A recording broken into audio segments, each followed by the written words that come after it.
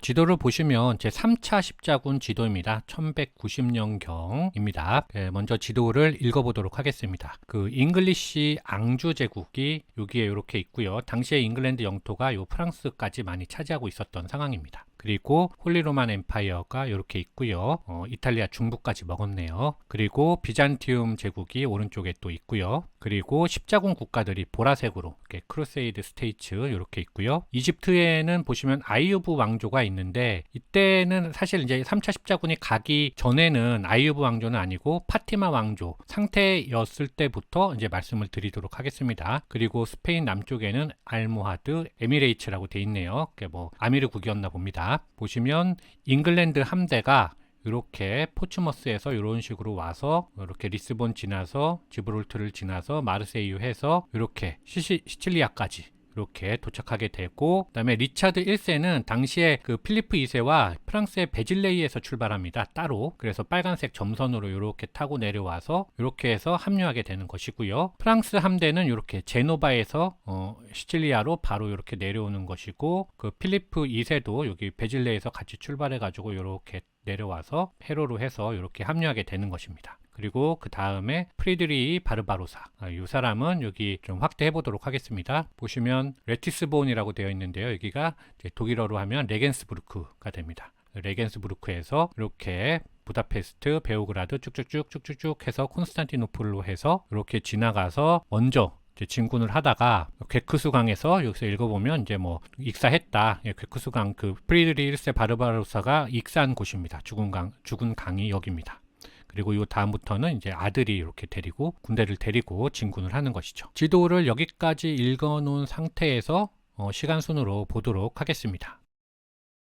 먼저 살라딘이 이슬람 세력을 통합하는 과정을 말씀드리겠습니다. 그 제2차 십자군 전쟁이 끝난 후에 좀 확대해서 보도록 하겠습니다. 누르아딘이 이 북쪽의 이슬람을 모두 통합하게 됩니다. 그리고 남쪽에 있는 파티마 왕조를 통합하고 싶어졌죠. 그 중간에 있는 예루살렘 왕국, 지금 헷갈리실 텐데 아직은 예루살렘이 살라딘한테 함락되기 전이기 때문에 여기가 다 예루살렘 왕국입니다. 여기 예루살렘 왕국. 남쪽의 예루살렘 왕국도 역시 아말릭 1세 시기였는데 이 사람도 이집트를 먹고 싶었습니다. 왜냐하면 당시에 그 파티마 왕조가 왕권 다툼이 심하게 벌어지는 상태였기 때문에 이 북쪽에 있었던 누르아딘도 남쪽에 있었던 아말릭 1세도 모두 이 카이로를 먹고 싶었던 거죠. 그런데 그래서 이제 누르아딘이 자신의 부하 중에서 시르쿠라는 인물이 있습니다. 이 시르쿠라는 인물을 이집트로 보내서 왕권 다툼을 벌이고 있었던 샤와르라는 인물과 다르감 중에서 이 다르감을 쳐내고 샤와르를 권좌에 앉힙니다. 그런데 이후에 이 샤와르와 시르쿠 사이도 안 좋아지게 됩니다. 당연했을 겁니다. 이 샤와르의 왕권을 이 시르쿠가 제한하려고 했기 때문이죠. 그러니까 이 샤와르가 여기다 쓰는 것보다는 여기다 쓰는 게 낫겠습니다. 샤와르가 누구의 도움을 요청하냐 하면 바로 기독교 세력이었던 아말릭 1세에게 원조를 요청하는 것이죠. 이제부터 슬슬 족보가 꼬이기 시작하는 겁니다. 이걸로 알 수 있는 게 바로 당시에도 종교가 무조건 1순위는 아니란 것을 잘 알 수 있습니다. 죽고 사는 게 먼저였죠. 사람이니까 당연했을 겁니다. 그래서 아말릭 1세가 1164년에 원군을 보냈는데 보니까 아말릭 1세가 시르쿠를 이길 것 같은 겁니다. 그러니까 누르아딘이 배후에서 십자군을 공격하면서 시르쿠를 간접적으로 지원했습니다. 그래서 아말릭은 어쩔 수 없이 일단 이슬람 세력과 타협할 수밖에 없었습니다. 그래서 결과적으로는 그런 과정을 거쳐서 이집트의 파티마 왕조가 일단 왕권을 유지할 수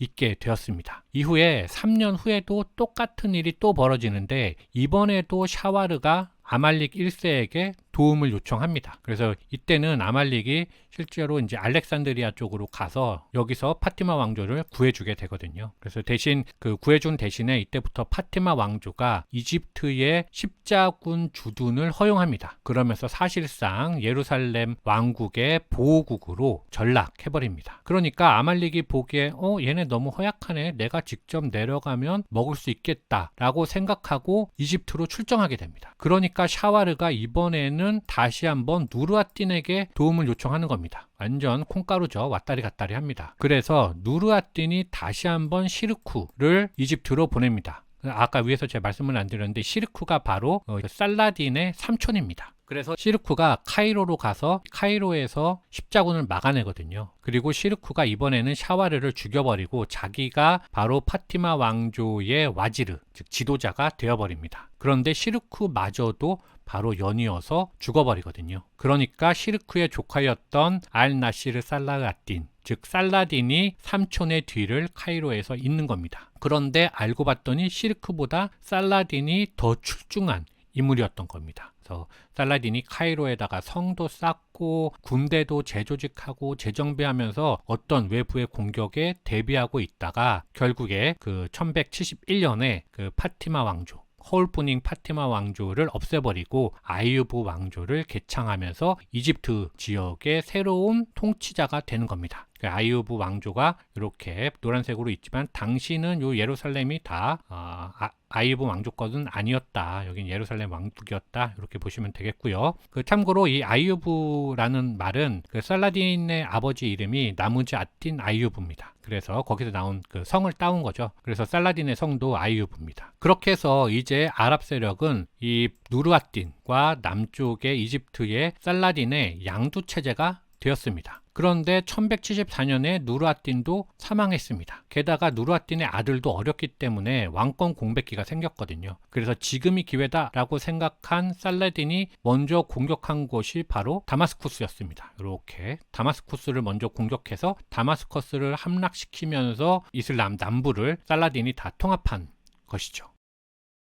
그리고 이 누르아딘이 죽던 같은 해 1174년에 예루살렘 왕국에 있었던 아말릭 1세도 같이 사망합니다. 그리고 그의 아들이 바로 그 13살짜리 그 보드행 4세였는데요. 이제 즉위하게 되는데 보드행 4세가 바로 그 왜 킹덤 오브 헤븐에 보면 그 마스크 쓰고 나오는 그 한센병 걸린 그 왕 있지 않습니까? 그 사람이 보드행 4세입니다. 그래서 그 한센병 때문에 언제 죽을지 모를 운명이었죠. 결국에는 10년 더 살다가 보드행 4세도 죽고 보드행 5세가 즉위하게 되는데요. 이 부분을 좀 더 자세히 말씀드려 보도록 하겠습니다. 이 보드행 4세의 조카인 보드행 5세가 즉위하게 되는데 이 보드행 5세의 어머니가 시빌라라고 있었습니다. 그런데 이 시빌라가 보드행 4세의 누나입니다. 그래서 이 조카가 되는 거죠. 그런데 이 보드행 5세도 즉위한 다음에 바로 죽습니다. 그러니까 이 시빌라가 자기 남편이었던 프랑스 출신의 기 드 류지냥을 즉위시킵니다. 이 기가 그 킹덤 오브 헤븐에 보면은 거의 망나니로 나오는 그 인물 있지 않습니까? 그 기입니다. 그래서 기가 1187년에 벌어지는 하틴 전투, 하틴 전투 결정적인 전투죠. 하틴 전투가 예루살렘 북쪽에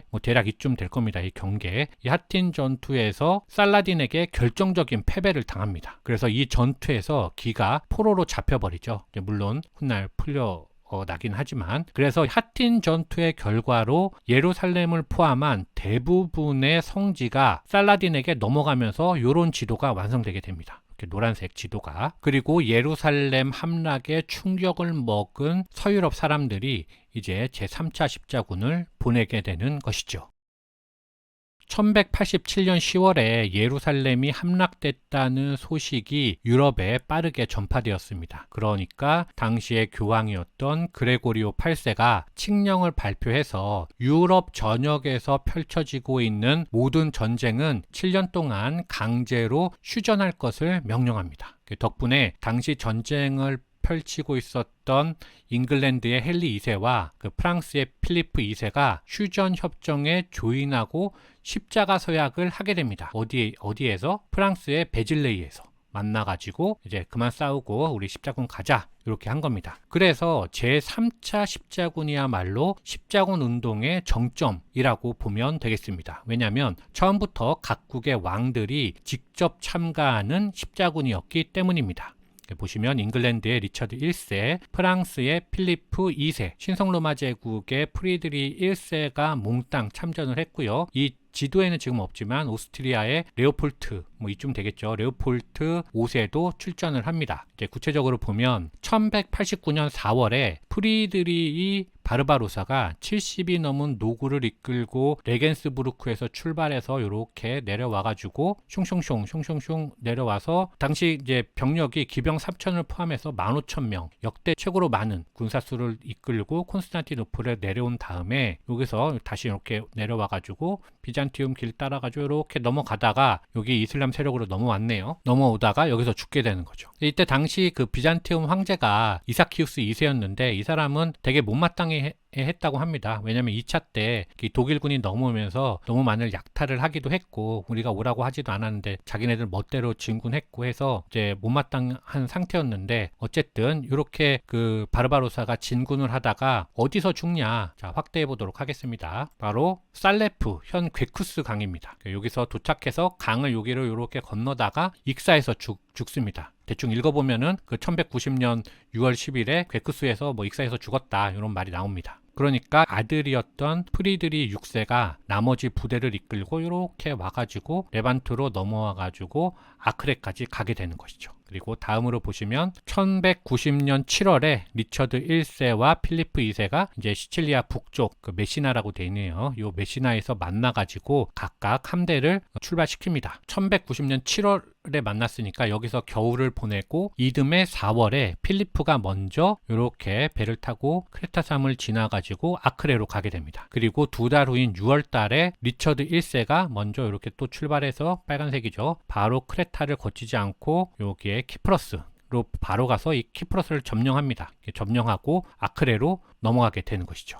그래서 이 키프러스가 그 향후 그 십자군의 주요 보급로가 되기 때문에 그 키프러스의 점령이 제3차 십자군 행보에서 아주 중요한 위치를 차지합니다. 한편 당시에는 아크레에서 이미 1년 전부터 전투가 벌어지고 있었습니다. 그 초반에는 그 예루살렘을 잃어버렸던 드 리지냥의 십자군하고 그 프리드리 6세가 이렇게 몰고 온 그 독일 군대 그 살라딘에 맞서서 싸우고 있었던 거죠. 그런데 이때 이 필리프 2세와 리처드 1세의 군대가 모두 합류한 겁니다. 그래서 아크레를 다양한 공성 무기로 아크레 성벽을 공격했습니다. 그리고 1191년 7월에 아크레 수비군이 항복을 합니다. 이로써 십자군이 향후에 펼쳐지는 중요한 그 거점인 그 아크레를 획득했습니다. 하지만 전투 이후에 프랑스의 그 필리프 2세는 돌아갑니다. 그리고 리처드 1세만 홀로 남아가지고 예루살렘으로 진군을 계속하게 되는데요. 필리프 2세가 돌아간 이유는 그 건강 문제도 있었다고 하고요. 또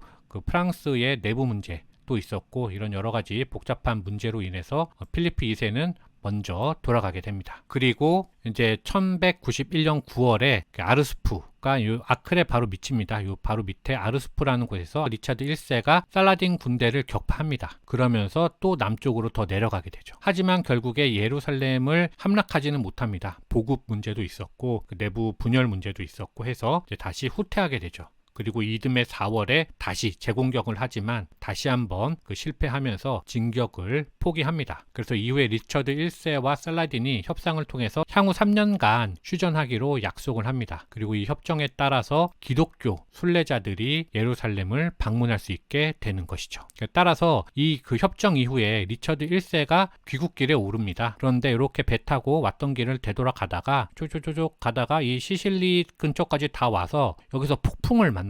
리처드 1세가. 그래가지고 여기로 바로 가지 못하고 여기 아드리아 해 쪽으로 이렇게 표류하게 됩니다. 그러면서 배가 난파당하고 결국에는 이쪽에 현재 크로아티아 지역으로 불시착하게 되죠. 그러면서 이때부터는 더 이상 해로로 못 가겠네, 이제 올라가야 되겠다. 이 위치는 정확하진 않습니다. 그래서 어쩔 수 없이 이제 육로로 가야겠네 하고 못 알아보게 이렇게 변장도 하고 해서 이렇게 올라가다가 그 도나우강 근처에 여기 뭐 대략 요쯤 어딘가에 빈이 있겠죠. 오스트리아 빈에서 레오폴트 5세에게 포획당하게 됩니다. 레오폴트 5세가 왜 포획을 했냐 하면 그 리처드 1세가 이 아크레 공격을 할 때 잘 그 레오폴트 5세를 등용하지 않았거든요. 섭섭하게 되었기 때문에 그때 이제 포획을 한 다음에 리처드 1세를 당시 홀리로만 엠파이어의 황제였던 하인리 6세에게 넘깁니다. 그러니까 하인리 6세가 잉글랜드에게 엄청난 몸값을 요구하는 것이죠. 리처드 1세의 엄마가 모금을 해서 결국에는 돈을 맞춰서 리처드 1세는 풀려나게 되고 잉글랜드에 귀환하는 데 성공합니다. 그리고 당시에 돌아와서 쿠데타를 꿈꾸고 있었던 존왕을 실제로 쿠데타를 일으키죠. 존왕의 반란을 물리치고 왕권을 확실히 다지게 됩니다. 이때 이 반란을 꿈꿨던 이 존왕이 훗날 그 사다시망이 죽은 다음에 잉글랜드에서 대헌장, 그 마그나 카르타죠. 거기에 서명하는 그런 왕이 되겠습니다. 그래서 3차 십자군은 평가가 엇갈립니다. 결과적으로는 예루살렘을 탈환하지 못했기 때문에 실패라는 평가가 있기도 하고, 다른 한편으로는 아크레를 비롯해서 여러 거점을 확보했기 때문에, 그리고 십자군 활동이 유지되었다는 점, 기독교도들의 예루살렘 방문도 허용되었다는 점, 십자군이 여전히 중동에서 영향력을 유지하고 있었다는 점에서 성공적이었다라고 평가하는 사람들도 있습니다. 자, 여러분들께서는 과연 제3차 십자군을 성공적인 원정이라고 평가하시는지 아니면 실패한 원정이라고 생각하시는지 궁금하네요. 댓글로 남겨주시기 바라면서요. 이상 마치도록 하겠습니다. 감사합니다.